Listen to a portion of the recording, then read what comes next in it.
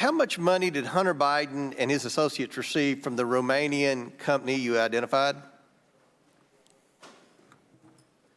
So that amount would be from Romania. So the approximate total transfers from the Romania company would have been $3.1 million to everyone. $3.1 million. How much did Hunter Biden and his business associates receive from State Energy HK Limited through the Robinson Walker LLC?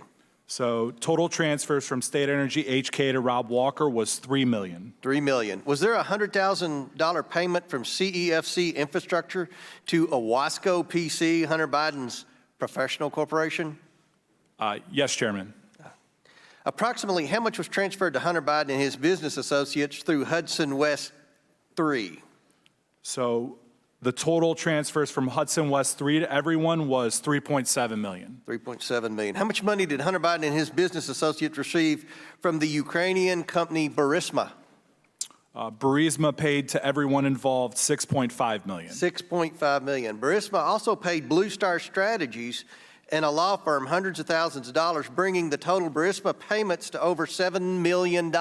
Is that correct? That is correct, $7.3 million. $7.3 million. Between 2014 and 2019, this brings the total amount of foreign income streams received to approximately $17 million, correct? That is correct. Now, ultimately, we don't officially know why foreign entities were paying the Bidens millions and millions of dollars. No one in the Biden family is willing or able to answer that question.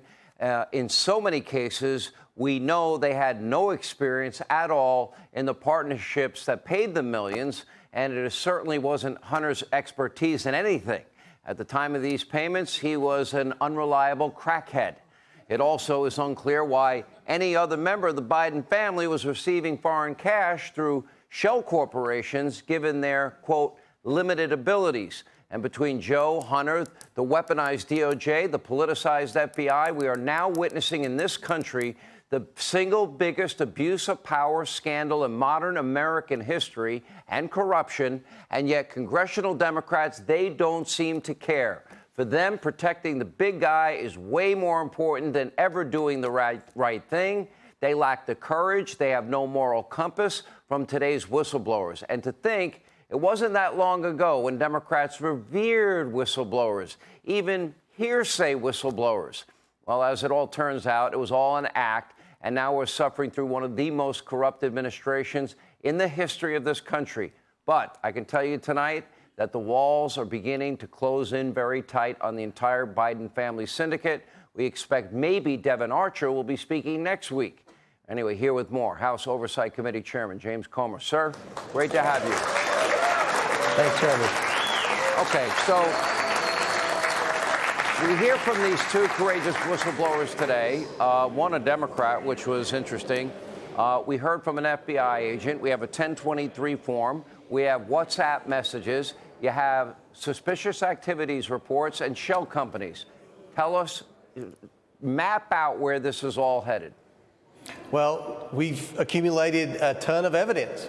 That's something the Democrats aren't used to. They're used to just people like Adam Schiff and Jamie Raskin pulling stuff out of their rear ends saying it's fact. But we're trying to do it the right way, Sean. We're providing evidence, and you can't lie on bank records. And luckily, the IRS whistleblowers today verified what I've been saying for months. We found out on the House Oversight Committee in 5 months what the DOJ has supposedly been investigating for over 5 years. We found that the Bidens have taken millions and millions of dollars from our adversaries, and we don't know why they received the money. No one can explain one simple thing the Bidens did to receive those payments. Now, that's just to the president's son from 3 countries. There are many more countries where we're just now getting the bank records in, Sean. We just now got bank records in pertaining to Ukraine that we're pouring over. We're fixing to announce more wires from more countries.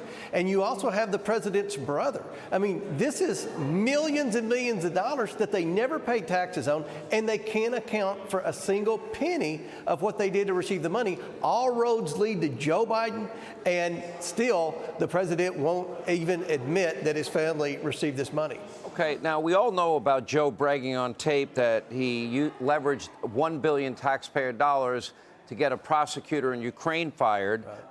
which meant that his son's investigation in Ukraine came to an end, and his son continued to get paid for work that he admitted on Good Morning America he had no experience in. I had no idea that that was $6.5 million. I would think that tape alone would be enough to implicate the Bidens. Then the total number you got, not including China or Russia, if that exchange was correct that we just played, that was $17 million. China and Russia are two big countries that they did a lot of business with. Right. How much money are we now talking in business that you think that the Biden family did with foreign entities, foreign countries, and why didn't they register as the FARA laws require?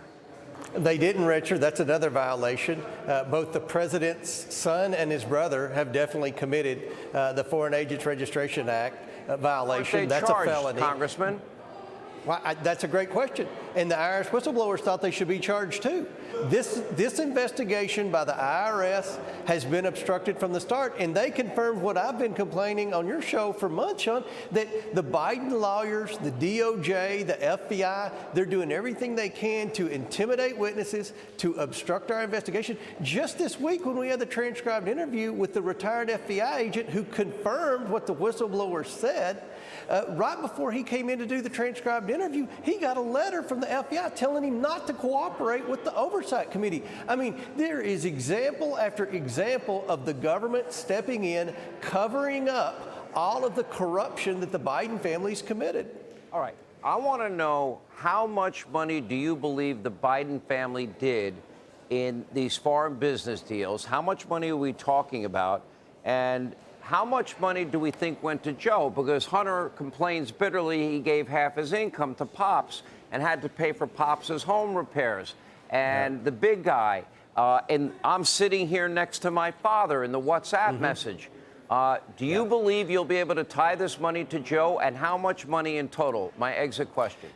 Well, I think there's going to be easily 25 to 30 million plus. And a big development happened today that I don't think anyone's picked up yet. I asked the question, the very last question I asked when I had time yielded to me by Representative Burleson in Missouri was, would you be willing to hand over the paperwork with respect to foreign transactions, because it's been almost impossible for my committee to subpoena bank records from foreign countries. The IRS has that, and they're willing to turn that over to the Ways and Means Committee, who will then hand it over to us. That's a big deal, Sean, because we suspect that the Bidens had offshore bank accounts. And that today was a huge development that'll open up a new door for us to move forward in our investigation. The walls are closing in. Congressman, thank you for your hard work. Thank you for being here. Big day today.